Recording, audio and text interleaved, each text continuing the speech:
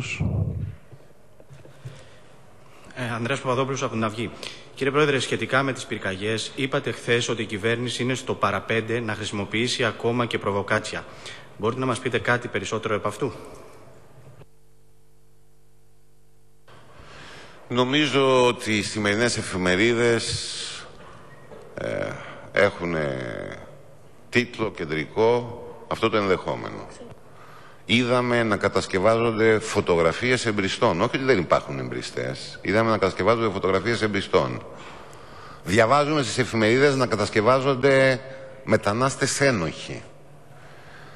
Έχουμε μπει σε μια πολύ άσχημη πορεία. Καλέσαμε και χθες την κυβέρνηση να κάνει μια στροφή, όχι 90 μοιρών, 180 μοιρών. Όλα όσα λέγονται και υπονοούνται για ένα πανελλαδικά οργανωμένο σχέδιο,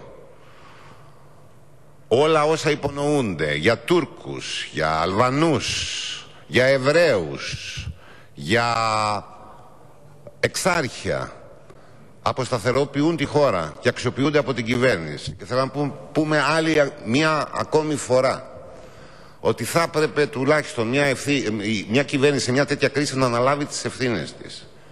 Και είναι, θα έλεγα, εκοφαντική η επολαιότητά της και η ανευθυνότητά της όταν αναζητά τους αίτιους των πυρκαγιών πάλι στην νεολαία.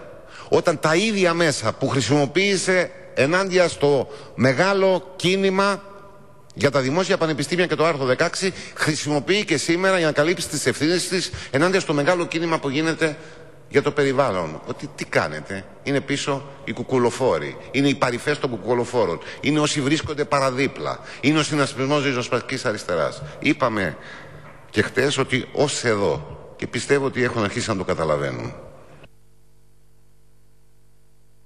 Ο κύριος Ρουμπάνης.